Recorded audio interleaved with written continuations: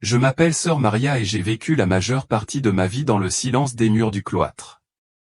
Non pas pour se cacher du monde, mais pour le tenir en prière, loin de ses distractions. Le calme de mes journées n'est pas né de l'isolement mais d'un appel à écouter plus profondément les murmures du ciel. Et je serais resté silencieux jusqu'à la fin, sans une promesse que j'avais faite. Une promesse sacrée, murmurée non pas en cérémonie, mais en confiance. Ce vœu a été fait à un homme que le monde connaissait sous le nom de Pape François, mais que j'ai simplement appelé Roré. Pour des millions de personnes, il était le Saint-Père, l'évêque de Rome, le successeur de Pierre et le berger visible du troupeau du Christ. Mais pour moi, il était un frère en Christ, une âme humble qui ne vivait pas pour des titres ou des acclamations, mais pour servir le même Seigneur que nous aimions tous les deux. Nous n'étions pas liés par une position, ni rassemblés par une importance particulière. Notre lien était plus profond à travers le langage de la prière, à travers les lettres échangées dans le secret et le sacré, et à travers une compréhension mutuelle que les mots échouent souvent là où l'âme parle le plus clairement. Nos chemins se sont croisés pour la première fois lorsque j'étais dans la cinquantaine, et il n'était encore qu'un simple prêtre parcourant les rues d'Argentine, où l'encens s'accrochait à l'air aussi étroitement que l'odeur de la pauvreté. Il n'était pas encore célèbre. Le monde n'avait pas encore tourné son regard vers lui, mais même alors, Roré portait quelque chose de rare, une flamme intérieure qui n'avait pas besoin de projecteur. Lorsqu'il entra dans cette chapelle tranquille où nous nous sommes rencontrés pour la première fois, il ne dit rien au début. Il a seulement écouté au pas le genre d'écoute qui attend une pause pour parler, mais celui qui honore le silence comme quelque chose de sacré. J'ai parlé de la douleur qui persiste dans la prière sans réponse, du genre de souffrance qui s'approfondit plutôt qu'elle ne s'explique, et il ne m'a pas offert de réconfort par des mots. Il hocha simplement la tête, non par politesse, mais parce qu'il avait traversé cette même vallée. Les vérités les plus saintes, m'a-t-il dit un jour, n'ont jamais besoin d'être criées. Cette phrase est restée en moi comme une mélodie dont seul le cœur se souvient. Le jour où il a été élu pape, j'ai pleuré non pas parce que je craignais qu'il m'oublie ou il ne m'oublierait pas. Il n'a jamais été du genre à laisser la célébrité lui faire oublier ses racines.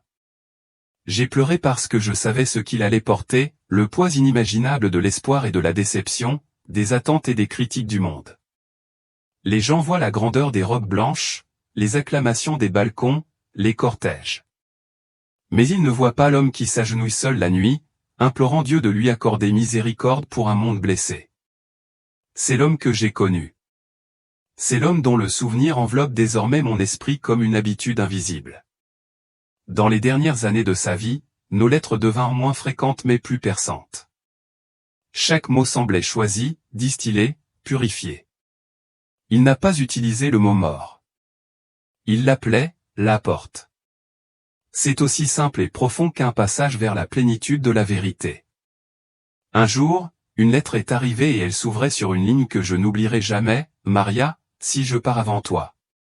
Pas de liste, pas d'instruction, juste un dépôt sacré qui m'a été tendu comme une bougie dans le noir. Lors de notre dernier échange, quelques semaines seulement avant son décès, son message était résolu. Il m'a dit que le monde était devenu assourdi par son propre bruit. Mais vous, écrit-il, vous savez parler sans parler. Et puis, avec une simplicité presque enfantine, il ajouta, parlez donc, non pas avec argument, mais avec témoignage. Me voici donc, honorant cette promesse, non pas en tant que théologien, non pas en tant que personne cherchant à attirer l'attention, mais en tant que témoin d'une vie qui a brûlé tranquillement pour Christ. Roré n'a jamais désiré d'applaudissements. Il voulait seulement garder la porte ouverte à celui qui arrivait encore. Je n'ai jamais demandé les clés, m'a-t-il dit un jour avec un sourire fatigué. J'ai juste accepté d'empêcher la porte de se fermer. C'était Roré imparfait, oui, comme nous tous, mais sain d'une manière qui ne fait pas la une des journaux. Ce que je m'apprête à partager n'est pas une doctrine, ni une controverse, ni une plateforme. C'est une fenêtre sur l'âme d'un homme qui a vécu avec le nom de Jésus qui résonnait encore dans sa respiration, même dans ses derniers instants. Il a vu l'Église à un moment critique non pas au bord de l'effondrement, mais au bord de l'oubli. Il ne s'inquiétait pas des structures, mais des cœurs. Il craignait que le confort ne soit devenu la nouvelle religion, que les croyants troquent la profondeur contre la performance et perdent l'art de pleurer devant Dieu. Il m'a dit, Maria, certaines églises s'agrandissent, mais les salles de prière sont couvertes de poussière. Je pouvais à peine respirer quand j'ai lu ces mots parce que je savais, au fond, qu'il avait raison. Il ne nous condamnait pas, il nous suppliait de revenir, non pas à la tradition pour l'amour de la tradition ou à progresser sans but, mais à la croix. La vraie croix, celle qui saigne encore, celle qui guérit encore. Dans ces derniers mots, Roré m'a écrit, « Si je pouvais dire une chose au monde, ce ne serait pas de m'écouter, ce serait de retrouver Jésus. » Pas l'idée de lui, pas la peinture, mais le feu. Et c'est peut-être pour cela que je parle maintenant parce que peut-être que quelqu'un qui regarde cela s'est refroidi. Peut-être avez-vous continué à vous présenter à l'église, mais votre cœur n'est pas près de l'autel. Peut-être avez-vous murmuré des prières qui n'ont jamais atteint votre âme. Roré croyait en ton retour. Il croyait que quelqu'un aspirait toujours à la vérité. Il a dit un jour, Maria, quand je mourrai, ne les laisse pas se souvenir de mon visage. Qu'ils se souviennent du sien. C'est pourquoi je parle non pas pour honorer un pape, mais pour faire écho à un serviteur du Christ qui n'a jamais voulu être admiré. Il voulait désigner celle qui n'a jamais cessé de nous aimer. Ce n'est pas une histoire de pouvoir ou de papauté. C'est l'histoire d'un homme qui est tombé amoureux de Jésus et ne s'en est jamais remis. Cela commence par un vœu prononcé dans le sanctuaire tranquille de la prière, un vœu que je respecte maintenant les mains tremblantes et le cœur plein. J'ai été témoin de son humanité, non pas dans des gestes publics ou dans de grandes déclarations, mais dans des espaces calmes où aucun regard ne le regardait, aucun applaudissement ne suivait. J'ai vu la douce révérence avec laquelle il abordait chaque moment sacré. J'ai vu l'humilité qui s'enroulait autour de lui comme une seconde peau, inébranlable par sa position ou ses éloges. Et plus que tout, j'ai vu son désir profond et constant de Dieu, une soif qu'il portait comme un feu caché. Il n'a jamais porté sa foi comme titre. Il l'a vécu tranquillement et complètement. Pour moi, il n'a jamais été simplement un pape. C'est lui qui m'a rappelé que la vraie sainteté ou une sainteté brute, sans phare et tremblante est encore possible. Pas le genre raffiné, pas celui construit sur la perfection ou l'image, mais le genre qui marche pieds nus dans le mystère, qui saigne quand l'amour coûte cher, qui pleure en silence et ose continuer à aimer. Il me manque d'une manière que les mots ne pourront jamais exprimer pleinement. Il y a des absences qui résonnent à jamais. Mais ces paroles restent avec moi comme des empreintes de pas dans la terre humide, et maintenant, ces paroles sont aussi les vôtres. La dernière fois que je l'ai vu, il y avait dans l'air un calme plus profond que le silence. Ce n'était pas le silence du chagrin, même si le chagrin était présent. Ce n'était pas non plus la peur. C'était le genre de calme sacré qui n'arrive que lorsque le ciel est très proche. Il gisait dans son lit modeste, une douce couverture blanche tirée sur lui, un simple crucifix posé entre ses doigts. Il n'y avait pas de spectateurs, pas de cérémonie, seulement le léger rythme de la respiration et le doux bruissement des Écritures pendant que je lisais les psaumes. Cet espace est devenu une terre sainte. Même si la fragilité avait touché son corps, son esprit rayonnait d'une force plus lumineuse que jamais. Ses yeux, bien que fatigués, brillaient toujours de cette clarté unique mi-flamme, mi-paix. J'avais vu ce regard à plusieurs reprises, mais ici, dans ces dernières heures, il semblait appartenir à quelqu'un déjà à moitié au-delà du voile. Je me suis assis à côté de beaucoup dans leurs derniers instants. Certains s'accrochaient à la lumière déclinante, d'autres s'éloignaient sans s'en apercevoir. Mais il a vécu sa dernière saison différemment, comme une âme se préparant pour un voyage tant attendu. Il avait parlé de ce passage à plusieurs reprises auparavant, mais maintenant il parlait avec le poids de quelqu'un qui se tient sur le seuil. Ce n'est pas la fin, m'a-t-il dit doucement. C'est une porte et je ne la franchirai pas seul. Sa voix était ferme, remplie non pas de bravade mais de paix qui ne vient que d'une profonde confiance. Même maintenant, alors que je raconte ces mots, ma propre voix vacille non pas à cause de ce qu'il a dit, mais de la manière dont il l'a dit. Comme s'il avait déjà entrevu ce qui l'attendait, comme si le ciel avait commencé sa douce attraction. Il a tendu la main et m'a pris la main, non pas pour la serrer fort, mais avec la douceur de quelqu'un qui confie quelque chose de sacré. « Maria, murmura-t-il, l'Église sombre dans le sommeil. Ces mots m'ont transpercé. Je détournai le regard un moment, peut-être pour me protéger du poids de ce qu'il venait de dire, mais il continua, d'un ton calme et résolu. Elle oublie à quel point l'éternité est proche. Elle a oublié l'urgence de l'amour, l'audace de la sainteté. Sa voix contenait du chagrin, non pas pour lui-même, mais pour ceux qui lui étaient confiés. Il ne pleurait pas les échecs ou les systèmes, mais l'âme d'un peuple qui se lassait du sacré. Ils poursuivent ce qui brille, dit-il, mais oublient ce qui sanctifie. Il s'arrêta pour reprendre son souffle, chaque mot étant plus lourd que le précédent. Nous rassemblons les foules, nous remplissons les sanctuaires, mais tremblassons-nous encore devant l'autel? Brûlons-nous encore pour celui qui a saigné? Ce n'était pas une accusation. C'était très envie. Un plaidoyer prononcé du bord de l'éternité. Ils ont faim, poursuit-il, mais nous leur proposons du bruit au lieu de la nourriture. Dans ses yeux, j'ai vu la tristesse d'un berger et l'espoir inébranlable d'un serviteur qui n'a jamais abandonné. Maria, répéta-t-il, si jamais tu es tenté de garder le silence, de garder les choses calmes, souviens-toi, parfois le silence n'est pas la paix. Parfois le silence est la permission. Il n'a jamais parlé avec colère, mais lorsqu'il a senti que la vérité devait être défendue, il a parlé avec urgence. Il aimait trop profondément les gens pour prétendre que tout allait bien alors que ce n'était pas le cas. Il m'a dit un jour, les évangiles n'étaient pas destinés à décorer des étagères. Ce sont des lettres du ciel, a-t-il déclaré. Ce sont des instructions, des invitations, des bouées de sauvetage. Il croyait que les béatitudes étaient plus que de la poésie. C'était la survie.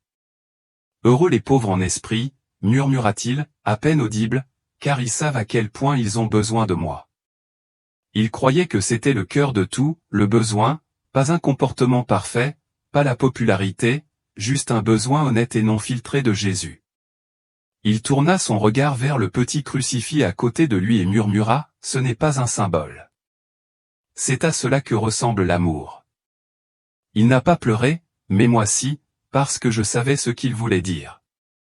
Nous avions passé notre vie dans des vœux sacrés, porté des habits de lin, parcouru des couloirs sacrés et même encore, nous avions à peine effleuré la surface de ce genre d'amour. Il y eut un moment, calme, presque imperceptible, où il ferma les yeux et murmura, « J'espère juste que quand je le verrai, il me reconnaîtra. » J'ai été emmené dans un espace complètement différent. Ce n'est plus le Vatican, j'étais assis dans une pièce de Greystone avec la seule lumière provenant d'une petite fenêtre en hauteur. Les hommes, vêtus de robes écarlates, étaient assis de chaque côté, le visage lourd, froid et plein d'inquiétude. Entre eux se trouvait Francis. Plus de trône, plus de cape, juste un homme solitaire aux yeux enfoncés comme s'il n'avait pas dormi depuis des mois. Devant lui se trouvait un épais dossier, et moi, bien que n'étant qu'un témoin fantôme, je pouvais clairement sentir le souffle lourd dans cette pièce. Un homme a lu le premier témoignage. Sa voix tremblait, mais pas à cause de la peur, mais plutôt à cause de la douleur. Je n'avais que 8 ans lorsque ce prêtre m'a dit, « Dieu pardonne tous les péchés, mais tu dois garder le silence pour protéger l'Église. » Chaque mot était comme un couteau tranchant l'air. Les cardinaux évitaient de se regarder. Francis serra les poings sans rien dire. Personne dans la pièce n'a osé l'interrompre. Une autre personne a pris la parole, « J'ai vécu toute ma vie avec des obsessions, avec des cauchemars. Personne ne me croit. On dit que j'invente. Mais tout ce que je veux, c'est une chose, des excuses sincères. » Puis, encore une personne, puis une autre. Ce sont ces voix qui étaient autrefois réduites au silence par le système, par la peur, par le calcul. Francis a finalement pris la parole. Il a déclaré, « Je ne peux pas remonter le temps, mais je peux désormais faire ce qui est juste. La vérité ne peut pas être enterrée pour toujours. » Mais tout le monde n'était pas d'accord avec ses propos. Un cardinal se leva, la voix pleine d'autorité. « Si nous le rendons public, nous entraînerons toute l'Église en enfer. Comprenez-vous cela, Francis ?» Personne n'a parlé. Le regard de Francis se tourna vers moi. Je savais qu'il ne me voyait pas, mais à ce moment-là, je pouvais ressentir la solitude absolue en lui. Je vous demande ceci du fond du cœur, entre la vérité et la réputation, que choisirez-vous?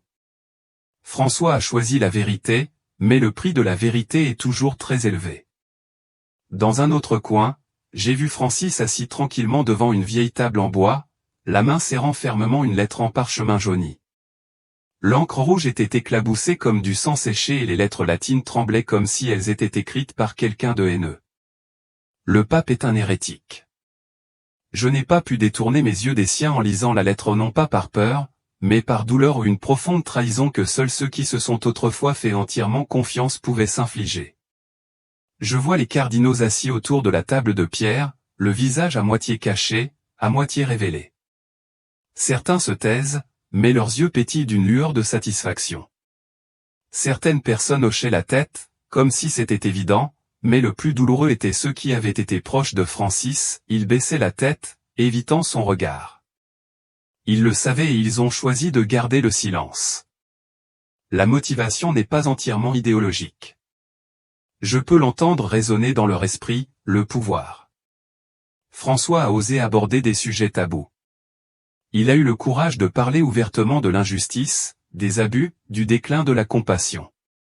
Ces choses ont fait de lui une menace pour le système même qu'il dirige. Il se leva, la lumière de la haute fenêtre tombant à flots, le faisant ressembler à un saint flou. Il ne s'est pas défendu, n'a pas discuté. Il s'est contenté de poser une question, simple mais perçante, qui d'entre vous ose dire qu'il n'a jamais fait de compromis? Personne n'a répondu. Ce silence était plus lourd que n'importe quelle accusation. Je pouvais sentir la solitude envelopper Francis comme un manteau froid. Il portait seul les blessures d'une église qui se fracturait de l'intérieur, et moi, bien que n'étant qu'un témoin invisible, je me sentais aussi étouffé.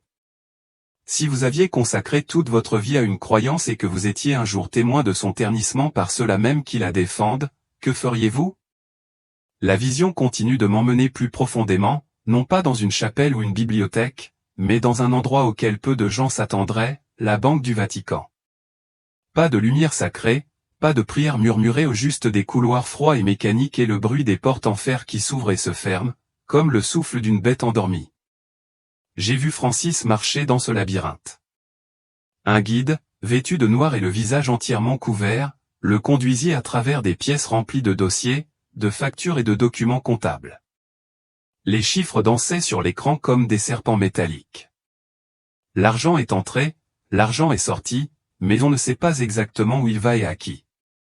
C'est la partie que vous ne verrez jamais, dit le guide, la voix froide comme la glace. Francis s'est arrêté devant un mur où se trouvait un tableau récapitulatif des comptes secrets, classés par numéro de code.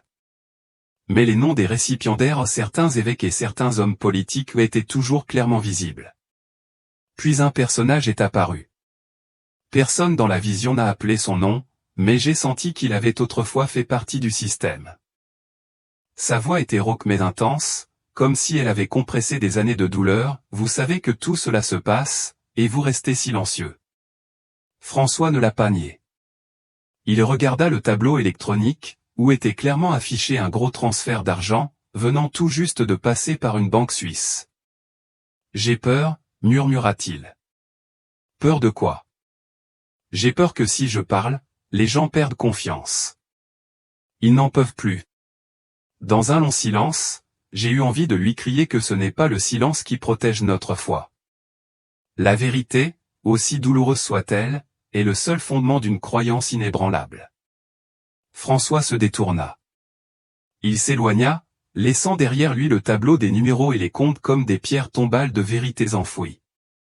Cette vision s'est terminée par un bruit semblable à une explosion venant des profondeurs de la terre, me réveillant en sursaut, mon cœur battant la chamade et mon front trempé de sueur.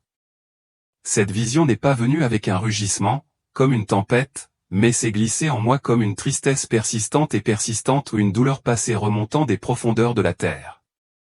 C'est comme si quelqu'un venait de me murmurer à l'oreille dans une langue perdue depuis longtemps, puis de poser doucement sa main sur ma poitrine, non pas pour me réconforter, mais pour me rappeler que j'ai besoin de voir cela.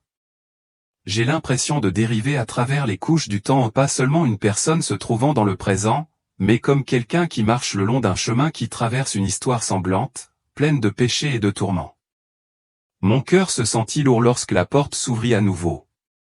Cette fois, pas avec une lumière brillante, mais avec une dense couche de brouillard noir, porteur d'un parfum de cendre et de secret. Quand je suis entré, la première chose que j'ai ressentie n'était pas une image mais plutôt une émotion, c'était du regret. Puis, j'ai remarqué une lourde porte en pierre qui attendait d'être ouverte. La porte de pierre s'ouvrit avec un gémissement sec, révélant le tombeau sous mes yeux. Comme une faille dans l'histoire, un lieu où la lumière n'avait jamais touché. Les murs, couverts de mousse verte et éclaboussés de sang séché, semblaient avoir été témoins non seulement de la mort mais aussi de la trahison et de l'abandon.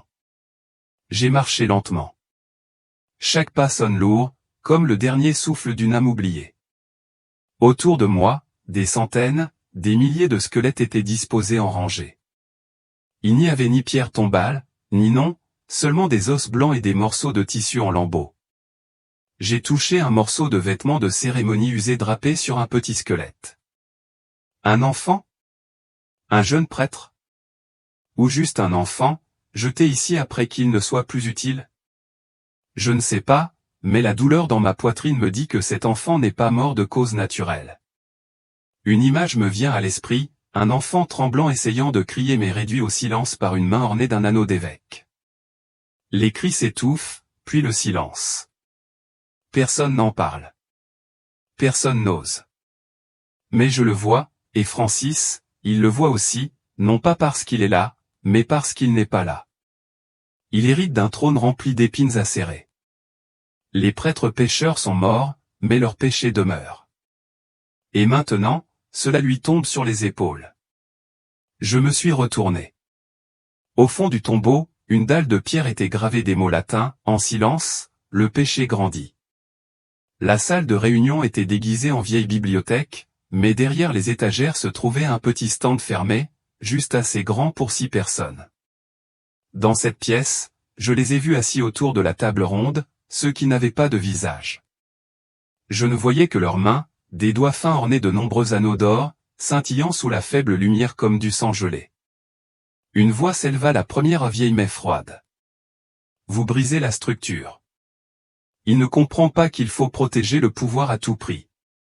Une autre personne a répondu d'une voix grave et contenue, il pousse l'Église vers la division. Agir au nom de la miséricorde ne peut justifier la trahison de la tradition. Le plan était établi. Ce n'était pas un assassinat avec un poignard ou une balle, mais avec une arme plus silencieuse, le poison. Une toxine douce, inodore, qui se dissout dans le vin sacramentel. Lorsqu'elle est consommée, la victime se sentira étourdie, puis son cœur s'arrêtera dans les 30 minutes. Et celui qui apportera le Saint Graal est un proche diacre. Personne ne s'en doute. Personne ne se pose de questions. François le savait, non pas par écoute, mais par intuition. Il regardait ceux qui l'entouraient dans les yeux et il savait. Mais il n'a pas reculé. Ce jour-là, il célébrait encore la messe, debout devant des centaines de paroissiens, soulevant le calice de ses mains tremblantes mais fermes. J'ai vu la sueur perler sur ses tempes et j'ai remarqué que son cœur s'emballait. Pourtant, il continuait à lire la prière et offrait toujours la communion. Quiconque veut me suivre doit prendre sa croix quotidiennement et me suivre. Et il a pris la croix, sachant que cela pourrait être la dernière fois. Une lumière jaillit, non pas du Saint Graal, mais du cœur de l'honnêteté. Je l'ai vu. L'un des 6 traîtres trembla, puis se releva, se retirant du complot. Et cela seul a tout changé. La cérémonie s'est terminée et Francis a survécu. Mais il savait que la prochaine fois, il n'aurait peut-être pas autant de chance. Et il a continué à avancer. Après la cérémonie, j'ai trouvé Francis assis seul dans le bureau. Sur la table se trouvait une enveloppe de couleur ivoire, scellée à la cire rouge. Personne d'autre que lui ne connaissait son existence. Le titre manuscrit disait « L'héritage ». Je l'ai vu regarder la lettre comme si c'était un cœur qui battait. Sa main tremblait légèrement. Venait-il de survivre à une tentative d'assassinat et d'être secoué par un morceau de papier? Non, ce n'est pas que du papier, c'est un choix. Qui poursuivra son chemin? Qui osera affronter les forces qui ont tenté d'en finir avec lui? Francis n'a pas ouvert la lettre, non pas parce qu'il a peur de son contenu mais parce qu'il n'est pas prêt à la lâcher. Une douce brise soufflait par la fenêtre ouverte, la bougie devant lui vacilla. Je voyais une question briller dans ses yeux, y a-t-il quelqu'un d'assez courageux pour lui succéder? Puis il ferma les yeux, priant non pour lui mais pour celui qui lui succéderait. La vision qui a suivi ne m'a pas emmené dans le passé et n'a pas non plus représenté d'anciennes blessures. Au lieu de cela, j'ai vu un avenir proche, rempli d'instabilité et de conflits. Fini les images du passé oubliées, fini les âmes en quête de salut. La scène devant moi était sombre et remplie d'anxiété, comme si tout craquerait de l'intérieur. Un avenir qui ne promet pas la paix, qui ne porte pas d'espoir, mais qui est un signal d'alarme. L'Église, avec tout le pouvoir et le prestige qu'elle détenait autrefois, doit maintenant faire face à ses défis les plus difficiles. Les peurs et les doutes ont commencé à s'infiltrer dans tous les recoins. Je me tenais là, au milieu du chaos, regardant vers l'avenir de l'Église, où chaque décision déterminerait sa survie. Quand je suis entré, la vue devant moi m'a serré le cœur. La place Saint-Pierre, autrefois cœur de la foi, est désormais vide, sans fidèles, sans groupe de prière. Il ne reste que le vaste espace sans limite, comme une blessure non cicatrisée. Le ciel est couvert d'un gris sombre, sans lumière, sans lueur d'espoir. Les nuages s'étendent, obscurcissant tout signe d'un avenir radieux. La statue de Saint-Pierre se dresse silencieusement sur la place, mais même ces statues gigantesques ont un aspect sombre et feutré, comme si elles avaient perdu leur force et leur foi. Les détails de la statue semblent flous, comme si la pierre avait été érodée par le temps et l'indifférence. Un sentiment de solitude m'envahit. Cette place, qui accueillait autrefois de grandes cérémonies et des rassemblements animés de fidèles du monde entier, se présente désormais comme un tableau vide, symbole de perte et d'isolement.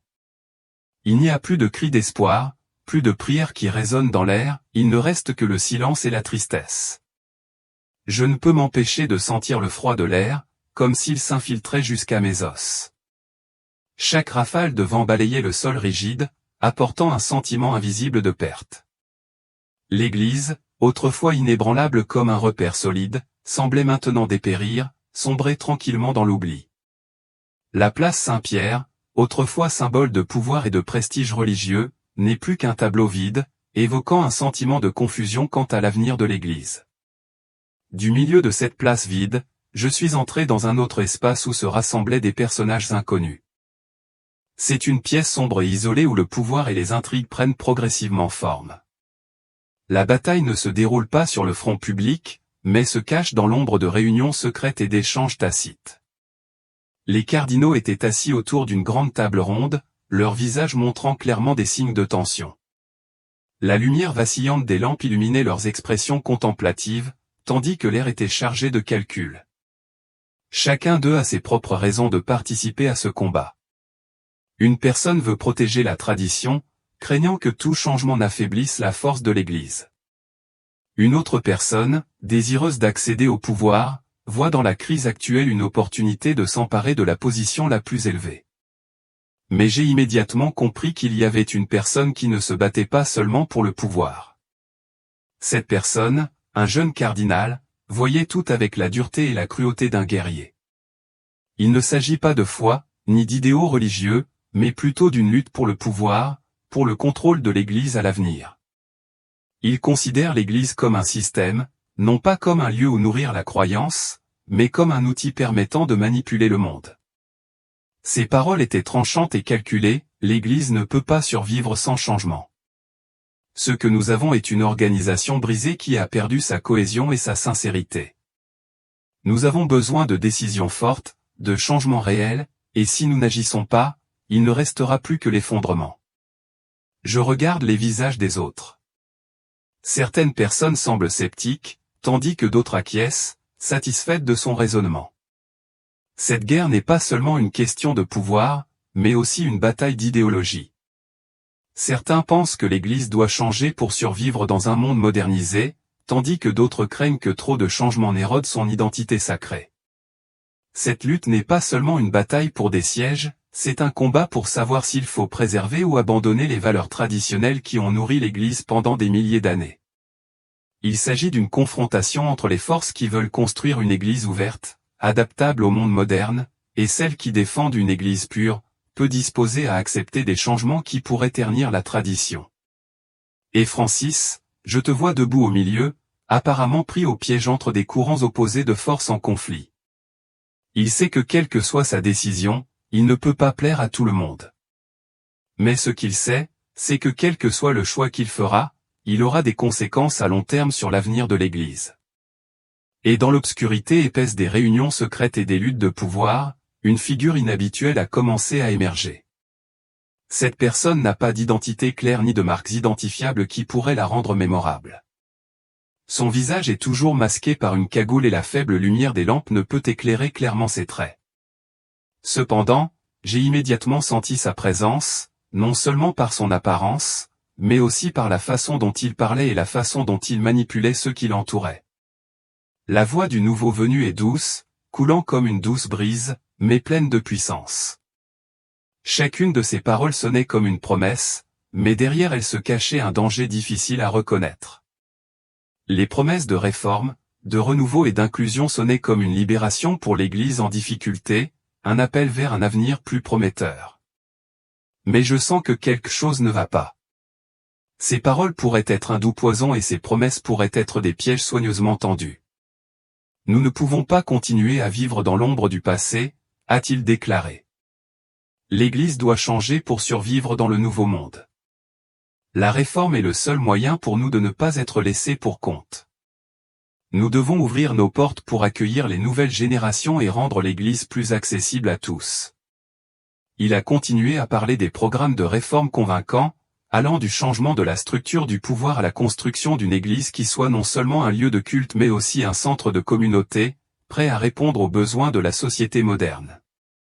Tous ces mots visaient à briser les barrières des passés, les traditions conservatrices et à construire une Église nouvelle, renouvelée et inclusive. Mais je ne peux m'empêcher de penser que quelque chose ne va pas. Il ne mentionne pas les valeurs sacrées que l'Église a bâties au fil des milliers d'années. Ce qu'il a dit ne concernait pas la foi, mais le pouvoir, le contrôle, le changement du visage de l'Église pour servir d'autres intérêts. Ces promesses n'étaient qu'une façade pour les sombres projets qui s'infiltraient discrètement dans tous les recoins de l'Église. Les gens autour de lui, les cardinaux et les dirigeants de l'Église semblaient ignorer ou ignorer intentionnellement le danger que présentaient ces douces paroles. Ils aspirent à un changement, à une nouvelle direction pour l'Église, mais ils ne réalisent pas qu'ils ouvrent la porte à la destruction de l'intérieur. Ce nouveau venu est l'incarnation d'un changement trompeur. Il sait exploiter les faiblesses et les crises de l'Église pour atteindre ses propres objectifs. Ensuite, j'ai vu tout commencer à s'effondrer, non pas de l'extérieur mais de l'intérieur. Les attaques contre l'Église ne provenaient pas d'ennemis extérieurs mais de ceux qui se trouvaient au sein du cercle du pouvoir. Ceux qui vidaient lentement la foi de la congrégation et de l'Église elle-même. L'Église, symbole sacré, ne peut plus maintenir sa pureté. Chaque mur solide et les vitraux, avec leurs images saintes, sont désormais devenus des ruines et des blessures au cœur de la ville. Un grand incendie s'est déclaré par une nuit noire, consumant une partie de l'Église. Les flammes ont non seulement brûlé les structures physiques mais aussi la foi. L'autel a été profané et les offrandes ont perdu leur caractère sacré. Les symboles de la foi, les signes de sainteté ont été remplacés par des images banales et pâles, n'ayant plus de signification profonde. Cette attaque n'est pas une guerre directe mais plutôt une opération secrète, un coup d'État interne. Les cerveaux, ceux qui veulent contrôler l'Église, mettent en œuvre leur plan étape par étape, la sapant jusqu'aux racines. Ils n'ont pas besoin d'armes ni de bombes, au lieu de cela, ils utilisent des stratégies astucieuses pour détruire la confiance et manipuler l'intégrité et l'éthique de l'Église. Sous couvert de réforme, ils changent tranquillement tout de l'intérieur jusqu'à ce qu'il n'y ait plus rien à quoi s'accrocher. Au milieu de tous ces bouleversements et de ces ténèbres, il existe un groupe de personnes qui tiennent bon, s'accrochant aux valeurs fondamentales transmises par l'Église.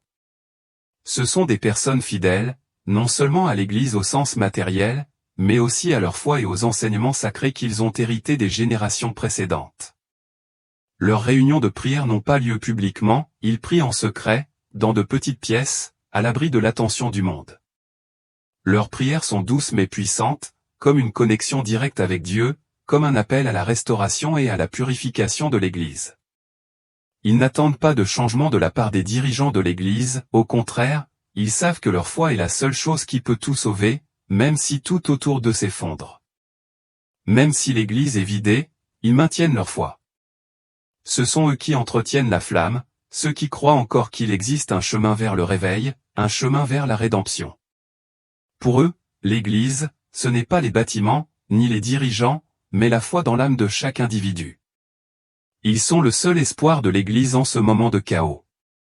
Finalement, la vision du jugement m'est venue, comme une sombre tempête, apportant avec elle un sentiment d'impuissance et de regret. Il ne s'agit pas d'une révélation douce ou réconfortante, mais d'un éveil brutal à la réalité du jugement final. Dans cet espace calme et rempli de peur, je sens que la vérité ne peut plus être cachée. Chaque action, chaque pensée, chaque parole devra se confronter à la lumière de la vérité. J'ai été conduit dans un espace mystique où il n'y avait rien à part des âmes et des jugements. Je comprends qu'il ne s'agit pas seulement de moi, mais de nous tous, les personnes qui vivent, les âmes qui cherchent le salut. Le jugement n'est pas une fin mais une opportunité de se purifier, d'acquérir une compréhension plus profonde de soi-même, des erreurs passées et des opportunités à venir. Lorsque je suis entré dans cet espace, j'ai vu un grand autel, non fait de bois ou de pierre, mais formé par les pensées, les actions et les choix de l'humanité. Chaque petite flamme sur l'autel symbolise une décision. Chaque flamme s'allume lorsqu'une pensée naît dans le cœur, lorsqu'une action est entreprise ou lorsqu'un mot est prononcé. Les flammes vives s'enflammèrent et formèrent progressivement un mince voile, couvrant tout l'espace. J'ai réalisé que chaque petite action dans la vie n'est pas dénuée de sens. Chaque décision, grande ou petite, est enregistrée et devient partie intégrante de ce sanctuaire de la pensée. Les actions aimables, les paroles sincères et les gestes affectueux créent tous des flammes chaleureuses, tandis que les actions égoïstes, les paroles haineuses et les mauvaises décisions brûlent tout, laissant derrière elles les traces fumantes du regret. Cet autel n'est pas seulement un lieu pour enregistrer nos actions mais aussi un lieu où nous devons confronter nos choix. Les décisions que nous considérons comme triviales, les pensées éphémères dans notre esprit ne sont jamais oubliées. Chaque fois qu'une flamme s'allume, je sens émerger une partie de ma vie. Chaque décision, chaque action a des conséquences, et ces conséquences arriveront au bon moment. Le jugement n'est pas une punition mais une façon de réfléchir et de se comprendre profondément. C'est le moment pour nous de réfléchir à ce que nous avons fait, à ce que nous avons dit et à ce que nous avons choisi.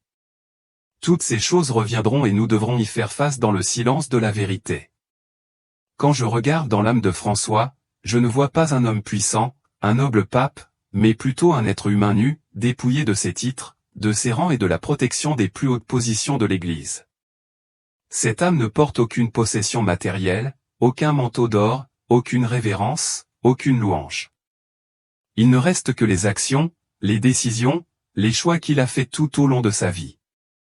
Je vois les belles qualités de François, l'humilité, la compassion et une foi solide dans le salut de Dieu. Il a consacré toute sa vie à l'Église, s'efforçant d'apporter des changements positifs. Mais il a également commis son lot d'erreurs et de choix imprudents dans le passé. Il y a des décisions qu'il a prises, bien que bien intentionnées, mais qui n'ont pas donné de résultats positifs. Il y a des moments où il se concentre tellement sur des objectifs nobles qu'il en oublie les valeurs fondamentales, les choses les plus importantes dans le voyage visant à sauver les âmes. Cela me rappelle que le salut ne vient pas des titres ou des grades. Cela ne vient pas de votre position dans la société, mais de vos actions et de vos choix. François ne peut pas compter sur ses réalisations mais doit se confronter à ses actes. Chaque fois que nous choisissons une voie plutôt qu'une autre, et chaque fois que nous agissons d'une manière plutôt que d'une autre, cela conduit à un résultat. Ce sont les moments déterminants auxquels nos âmes devront faire face. Je sens que dans l'essence même de l'âme, il n'y a plus rien à cacher, plus de murs protecteurs, plus de titres estimés. Juste une personne pleine de faiblesses, pleine de défauts, mais aussi riche de qualités admirables. C'est le moment de réaliser que nous ne sommes que des êtres humains, ni plus ni moins. Le salut ne vient pas des murs que nous construisons mais d'une profonde compréhension de nous-mêmes. Puis, j'ai entendu une voix s'élever de l'espace silencieux, puissante et pleine d'autorité, mais aussi empreinte de compassion. Le jugement n'est pas venu avec une condamnation, mais avec un autre but, un but de purification. Francis, appela cette voix, tu as vécu une vie de sacrifice, mais tu as aussi commis des erreurs. Tu as essayé, mais tous tes choix ne conduisent pas à de bons résultats. Tes décisions ne sont pas toujours sages, mais tu as fait de ton mieux. Il n'y a pas de colère dans le jugement, pas de désir de vengeance, mais seulement une juste évaluation et compréhension. Cette purification n'est pas une punition mais une opportunité de réaliser ta vraie nature, de corriger tes erreurs et de continuer sur le chemin du salut. Tu as fait ce que tu pouvais, mais vous devez également faire face aux conséquences de vos choix. Le jugement n'est pas une fin mais une partie du voyage. Laissez cette purification vous aider à devenir une meilleure personne, une âme plus pure. Le jugement ne se termine pas par une condamnation mais est un rappel de la continuité, de l'apprentissage et du progrès. Cette voix ne s'est pas arrêtée à Francis mais a résonné dans l'espace, s'adressant à nous tous. Silas, cette voix m'a appelé par mon nom, comme si elle savait que j'étais là, et vous tous qui écoutez, agissez. Vous avez la responsabilité de protéger la vérité, de lutter pour la justice et de ne pas laisser la tromperie et les ténèbres ternir ce qui est sacré. Cet appel n'est pas simplement une simple invitation mais une grande responsabilité, une obligation qui ne peut être déclinée. Nous devons nous relever. Il faut défendre les bonnes valeurs. Nous devons lutter pour la justice, pour la pureté de l'âme. Ne laissez pas le monde sombrer dans le silence, continuez à cette voie. Soyez courageux. Défendez la vérité, même si elle fait face à des difficultés et des défis. Ne laissez pas de sombres projets vous égarer. N'oubliez pas que le salut peut toujours être atteint, mais seulement si vous choisissez le bon chemin. Et puis, dans l'espace calme, cette promesse a résonné comme une lumière brillant dans la nuit. Il y a de l'espoir. Il y a le salut. Même si le chemin peut être difficile, si vous restez fidèle à la vérité et à votre foi, vous serez sauvés. Maintenant, alors que je m'assois et réfléchis à ce dont j'ai été témoin, mon cœur est rempli d'émotions. Les visions que j'ai vécues ne sont pas seulement des spectacles étranges et mystérieux, mais aussi de profondes leçons sur la nature de la vérité, sur nos actions et nos choix. Ces images persistent dans mon esprit comme des cicatrices qui ne peuvent être effacées. J'ai vu la vérité sur les gens, sur l'Église et sur moi-même. Il est temps pour moi de faire face à des choses que je n'ai jamais voulu reconnaître. La vérité n'est pas toujours agréable. Parfois, cela peut être douloureux, brisant les illusions que nous avons construites au fil du temps. Les images de l'âme que portait François, dépouillé et dépourvu de pouvoir, me font comprendre que la renommée, le rang ou l'autorité ne peuvent cacher les erreurs. J'ai réalisé que peu importe nos efforts, en fin de compte, nous devrons tous faire face à la vérité sur nous-mêmes, sur les décisions que nous avons prises, et cette vérité n'aura rien à cacher. La vérité n'est pas facile, mais c'est la seule voie vers notre libération. Ce n'est qu'en affrontant la vérité que nous pourrons véritablement changer et dépasser les ombres des mensonges et des idées fausses. Aussi sombre que soit ce monde, la vérité sera toujours la seule lumière qui nous guidera. Et dans cette obscurité, j'ai appris que ce n'est que lorsque nous osons y faire face que nous pouvons trouver la sortie. Chaque pensée, chaque action laisse une marque, et ce n'est que lorsque nous reconnaissons la vérité sur nous-mêmes que nous pouvons avancer sur le bon chemin. En repensant à ce dont j'ai été témoin, je me rends compte que maintenant, je ne peux pas simplement rester les bras croisés et attendre que des changements se produisent. Non, je ne peux pas rester les bras croisés et regarder les mensonges continuer à envahir, l'injustice rampante. Je ne peux pas continuer à vivre dans un monde où la vérité est cachée, où les mauvaises décisions sont dissimulées et ignorées. Alors, je vous exhorte, ceux qui m'écoutent, ceux qui lisent ces lignes, à vous lever. Protégez la vérité, aussi inconfortable soit-elle. Luttez pour la justice, même si le chemin est difficile et même si vous devez sacrifier des choses précieuses. Chacun de nous peut faire une différence. Chaque petite action, chaque bonne décision peut changer ce monde. Ne laissez pas le silence et le pardon des actes répréhensibles devenir notre mode de vie. Nous ne pouvons pas compter sur les autres. C'est nous, ceux qui croient en la vérité et en la justice, qui devons nous lever pour les défendre. Ne laissez jamais la tromperie prendre le dessus, quels que soient les défis et les difficultés qui surviennent. Nous devons continuer car nous seuls pouvons rendre ce monde meilleur. Mais parmi toutes les choses sombres dont j'ai été témoin, je ne peux négliger une chose importante, l'espoir. Aussi sombre que soit ce monde, aussi redoutable que soient les défis, il y a toujours de la lumière. Cette lumière est le salut, la croyance en un avenir meilleur. Il n'y a jamais un moment où l'espoir disparaît complètement. Aussi douloureuse que puisse être la vérité, la lumière du salut existe toujours, attendant d'éclairer le chemin. Et je crois, comme je l'ai appris de ces visions, que même dans les moments les plus sombres, il y a encore de l'espoir que la vérité prévaudra, l'espoir que la justice sera rendue et l'espoir qu'à la fin, nous trouverons le salut que nous avons toujours recherché. Le salut n'est pas quelque chose de lointain, mais un processus que nous devons commencer dès maintenant. Lorsque nous choisissons de vivre authentiquement, lorsque nous défendons la vérité et luttons pour la justice, nous trouverons la lumière. Et même si le monde est rempli de défis, je crois que nous les surmonterons tous avec l'espoir dans le cœur.